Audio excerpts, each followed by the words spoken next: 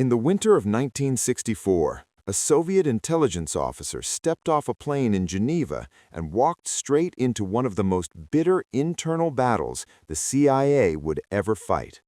His name was Yuri Ivanovich Nosenko. On paper, he was a mid-level KGB officer, a man whose job was to watch Western diplomats, monitor American tourists, and report on any sign of subversion inside the Soviet Union. In reality, he was about to become the center of a storm that would divide U.S. intelligence for decades. Was he a genuine defector bringing hard truth from inside the KGB, or a carefully scripted fake sent by Moscow to deceive the United States at the height of the Cold War? To understand who Nosenko was and why he mattered, you have to go back to the early 1950s. The Second World War was over. The Soviet Union had emerged as a superpower, but it was a wounded one. Millions dead, cities destroyed, industry strained. Stalin's security services had been central to that victory, and they were central to the new Cold War as well. In 1953, the year Stalin died, Yuri Nosenko joined the KGB, the Soviet State Security and Intelligence Service. He started in the Second Chief Directorate, the branch responsible for internal security and for monitoring foreign targets inside the USSR. That meant his world was not the glamorous realm of illegal agents in New York or deep-cover spies in NATO headquarters. It was the day-to-day work of watching Western embassies, tracking diplomats, and handling cases involving foreign visitors. Over time, he moved into units that focused specifically on the Americans and the British in Moscow. He learned who the U.S. embassy officers were, what their cover jobs looked like, where they lived, who they met. He learned how the KGB planted microphones in apartments, how it followed diplomats in cars and on foot, how it used janitors, telephone operators, and hotel staff as eyes and ears. He also moved into a department that dealt with American and British tourists, ordinary people whose cameras and curiosity sometimes led them places the KGB did not want foreigners to see. This was not glamorous work, but it was important. The KGB understood that embassies and foreign visitors were potential sources of intelligence, but also potential routes for information and ideas to leak into Soviet society. The same mindset that led the Soviets to build walls and border fences led them to build a human fence around every Western presence in Moscow. Yuri Nosenko was part of that fence. In 1962, he got his first real taste of the outside world. The Soviet Union had sent a disarmament delegation to Geneva, Switzerland. The Cold War was in a tense phase. The U.S. and the USSR had already stared each other down over Berlin. Later that year, they would come even closer to catastrophe during the Cuban Missile Crisis. In that high-stakes environment, every negotiation over arms control mattered. Every member of a delegation was chosen carefully. And for the KGB, every delegation was both a diplomatic mission and an intelligence operation. Their officers traveled not just as translators or security advisors, but as sentries and collectors. In Geneva, Nosenko was officially a security officer attached to the Soviet delegation. Unofficially, he saw an opportunity. For the first time, he was away from the controlled environment of Moscow, away from the immediate reach of the KGB's internal surveillance. He could see Western life up close. He could watch American and British diplomats operate on neutral ground. He could glimpse what it might mean to live in a society where people did not lower their voices every time politics came up. And he could also, if he chose, make contact with the other side. He chose. In June 1962, he quietly approached the CIA. The details of that first contact are complex and have been retold many times, but the essentials are straightforward. He did not demand immediate asylum. He offered cooperation in place. He would keep working for the KGB, keep his position inside the Soviet system, but secretly report to the Americans when he traveled abroad. For CIA case officers, especially experienced men like George Kissawalter, this was the kind of opportunity they were trained to recognize. A serving KGB officer with access to internal operations against the American embassy in Moscow, that was gold. During his first round of meetings with CIA officers in Geneva, Nosenko provided what appeared to be solid, verifiable information. He named KGB officers who had been operating undercover. He gave details about how the KGB watched the American embassy, how they broke into apartments, and where microphones were installed. He described recruitment attempts, surveillance methods, and the bureaucratic structure of his directorate. When those pieces of information were checked against what the CIA already knew or could verify, they largely matched. The CIA paid him and re-established contact, and the case moved forward. But at the same time, something else was happening in the secret world that would change everything. Another KGB officer, Anatoly Golitsyn, had defected to the West earlier. Golitsyn brought with him a different kind of story. He told Western intelligence that Soviet penetration of Western governments and services was deeper than they had ever imagined. He warned that Moscow would respond to his defection by sending false defectors, people who would appear to be genuine insiders, but whose real mission would be to protect Soviet moles, sow confusion, and feed misleading information. His warnings found a receptive audience in James Jesus Angleton, the head of CIA counterintelligence. Angleton was a brilliant, haunted man, shaped by years of dealing with deception. He believed deeply that the KGB played a very long game, that nothing should be taken at face value, and that the greatest danger the CIA faced was not from obvious enemies, but from hidden penetrations. When Golitsyn said a false defector would come, Angleton took it almost as prophecy. In January 1964, Yuri Nosenko returned to Geneva with another Soviet delegation. He asked to see his CIA contacts again.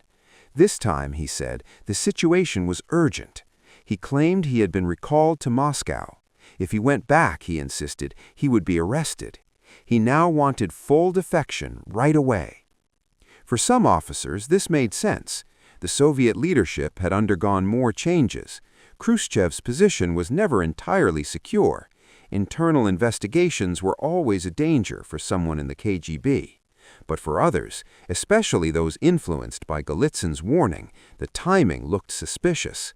A KGB officer, already in contact with the CIA, now suddenly insisting on immediate defection, just as counterintelligence was being primed to expect a false defector. That smelled like a trap. Then came the bombshell: Lee Harvey Oswald. Nosenko told the CIA that he had been involved in the KGB's handling of Oswald during Oswald's time in the Soviet Union.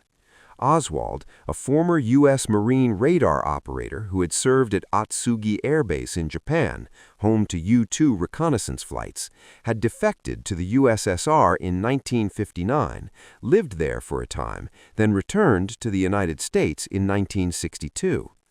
In November 1963, he assassinated President John F. Kennedy in Dallas. By the time Nosenko was back in Geneva in 1964, the CIA and FBI were desperate for any clue as to whether Oswald had been a Soviet agent.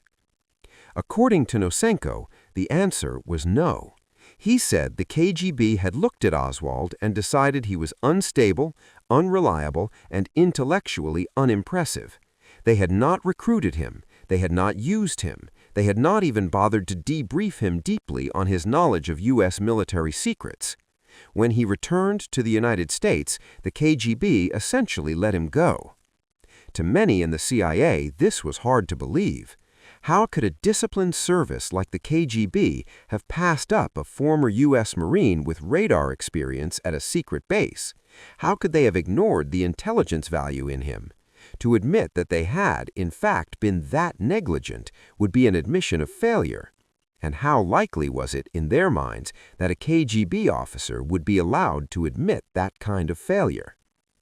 For Angleton and for Tenant Bagley, a rising star in the CIA's Soviet division who handled the case, this was the final straw.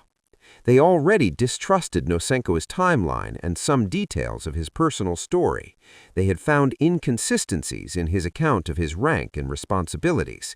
He had presented himself as more senior than he was. Now he was apparently exonerating the KGB of involvement with the man who had just murdered an American president. In their view, that could not be coincidence. They began to see Nosenko not as a confused but useful source, but the very thing Golitsyn had warned about, a dispatched agent sent to protect secrets Moscow cared deeply about. What followed was one of the darkest episodes in CIA history.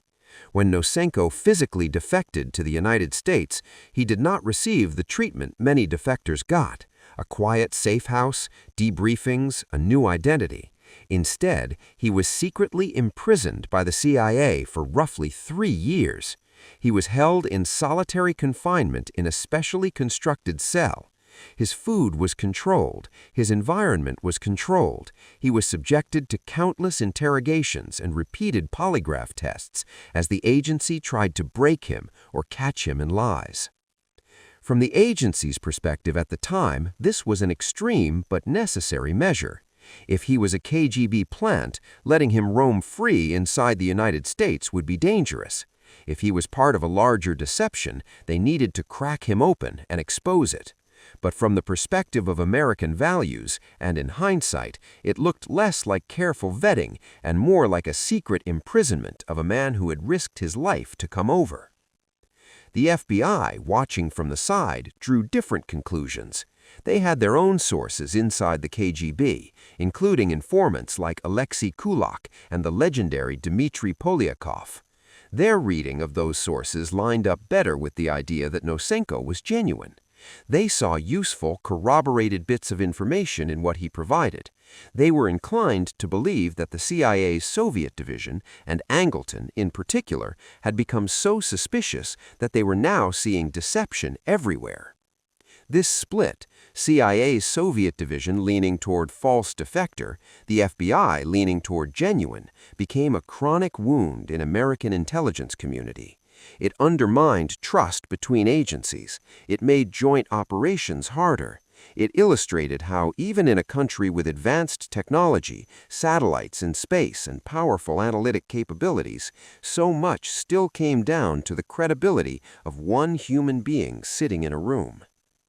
While this bureaucratic and psychological war raged inside U.S. agencies, the Soviet side was watching too. From Moscow's point of view, a defector like Nosenko was always a propaganda problem.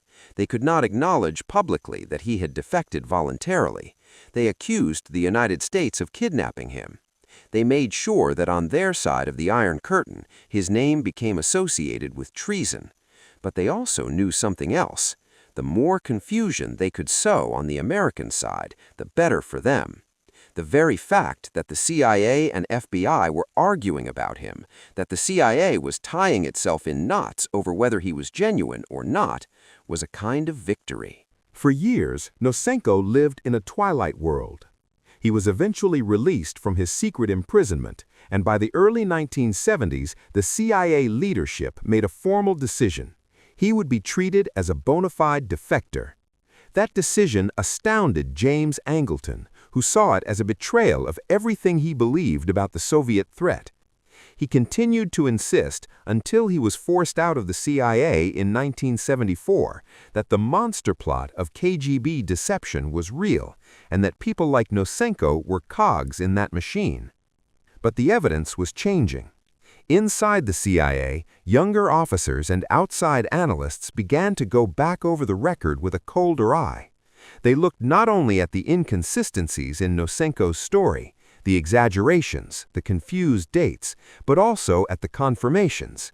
They cataloged how many KGB officers he had correctly identified, how many Soviet operations he had exposed, how many names he had provided that later checking proved accurate. They compared that body of intelligence with what other defectors had provided. Decades later, when some CIA internal studies were finally declassified, the picture came into focus. One study, known as the Monster Plot, was a kind of institutional self-examination. It concluded that the agency's counterintelligence branch had overreached, that its fixation on the idea of a vast deception had led it to treat a valuable defector as an enemy, and that the price paid, in terms of human rights, internal division, and missed opportunities, had been high. Declassified memoranda from the early 2000s and 2020s go even further. One CIA officer, Bruce McCoy, wrote that Nosenko had damaged the Soviet intelligence effort more than all the other KGB defectors combined. When analysts went back and counted, they found that he had provided identities for 73 Americans who had been targets, sources, or potential agents for the KGB. He had highlighted 97 other foreign spy suspects. He had supplied roughly 200 additional investigative leads. He had named more than 400 KGB officers and agents. Whatever his flaws as a witness, those are not the numbers of a man whose job was to mislead. Even his controversial testimony about Lee Harvey Oswald begins to look different with time. If the KGB archives that have emerged since the end of the Soviet Union are to be believed, Moscow did not, in fact, run Oswald as an agent. They watched him. They considered him. They decided he was more trouble than he was worth. In that sense, Nosenko's claim that the KGB had not orchestrated the Kennedy assassination appears consistent with the record. In 1964, that was hard for many in the CIA to accept. In retrospect, it fits a pattern. Conspiracies are sometimes less grand than we imagine, and even hostile intelligence services make mistakes and miss opportunities. For an American audience, the story of Yuri Nosenko is compelling on several levels. On one level, it is a spy story. A KGB officer walking the streets of Geneva, nervously approaching CIA officers in cafes and hotel rooms, secret messages and covert meetings, a dramatic decision to defect rather than return to Moscow. On another level, it is a story about how a democracy handles fear. Faced with the terrifying possibility of Soviet moles and strategic deception, American institutions reacted in very human ways. Some overreacted, some underreacted, some argued endlessly. The same openness that allowed them to debate and revisit the case also allowed them, eventually, to correct course. There is another layer, too. Nosenko's case illustrates the limits of technology in intelligence work. During the Cold War, the United States built remarkable technical systems, spy satellites that could read license plates from orbit, listening posts that could intercept radio and microwave traffic across continents, computers that could process vast amounts of data. Yet when it came to understanding the intentions, capabilities, and internal workings of the KGB, the CIA still found itself in a room staring at one man, asking itself the oldest question in the business: do we believe him? The Soviet system, for its part, never fully understood that dynamic. It tried to substitute control and deception for trust and openness. Its leaders could not conceive of allowing internal critique at the level the CIA eventually permitted in the Nosenko case. They viewed any admission of error as weakness. They believed that the most powerful tool was disinformation, feeding lies into the enemy's system, creating ghosts and shadows that would cause paralysis. And for a time, that seemed to work. The monster plot mindset inside the CIA did tie the agency in knots, slow down operations, and damage careers. But over the long run, the American system's ability to open the file, declassify the memo, and say, "We were wrong about this," turned out to be a strength. It allowed the intelligence community to recalibrate. It allowed historians, journalists, and ordinary citizens to see how decisions had been made, and in some cases, to do better next time. It allowed the U.S. government to acknowledge that a man it had imprisoned in secret for 3 years had in fact been on its side all along. Imagine the emotional arc for Yuri Nosenko himself. He leaves a closed society where every phone call might be monitored, where criticism of the state is a crime, where secret police are feared. He takes a huge personal risk, approaches the CIA, and throws his lot with the West. Instead of immediate welcome, he finds himself locked in a cell by the very country he decided to trust. He is interrogated like a criminal, not debriefed like a valued ally. For years, he does not know if he will ever walk free again. And yet, decades later, the system that mistreated him publishes documents that show he was right and that the people who doubted him were wrong. That arc tells you something important about the difference between the two systems. In the Soviet Union, there was no path back from a mistake like that. There was no mechanism for the KGB to say, "We misjudged this officer, we punished an innocent man, and we now admit it." In the United States, however belatedly and imperfectly, that kind of reckoning is possible. It does not erase the injustice, but it acknowledges it. And that acknowledgement itself is an expression of confidence. Confidence that truth is more powerful than secrecy, that a free society can afford to expose its own errors and still stand. The story of Yuri Nosenko, then, fits into the broader pattern you see in many Soviet defectors' lives. He was part of a machine built to control information, to manipulate perception, to monitor and suppress. He saw from inside how that machine worked. When he had the chance, he chose to step out of it. The West he came to was not perfect. It was frightened, divided, and sometimes unfair, even to him. But it had something his own side lacked, the capacity to question itself, to argue openly, to let evidence change minds. For an American audience who watch this story today, there is a kind of Cold War echo in it. On one side, a system that trusted only in secrecy and deception. On the other, a system that trusted enough in its own resilience to let a debate like the Nosenko case play out, to declassify its own internal critiques, to let its citizens see how fragile even a powerful agency can be when fear takes hold. The fact that decades later, Nosenko's name is associated with valuable intelligence rather than monster plot deception is not just a footnote in espionage history. It is a sign of which side ultimately had more faith in the power of truth. In the end, despite satellites, codes, and wiretaps, the Cold War often came down to moments like the ones in Geneva in 1962 and 1964. A man from a closed world sitting across from a man from an open one, deciding what to say and what to keep hidden. Yuri Nosenko chose to talk. It took the United States a long time to fully believe him, but when the archives opened and the dust settled, it turned out that the KGB officer from Moscow had told the truth more often than his doubters were willing to admit. That, too, is part of why the free world won.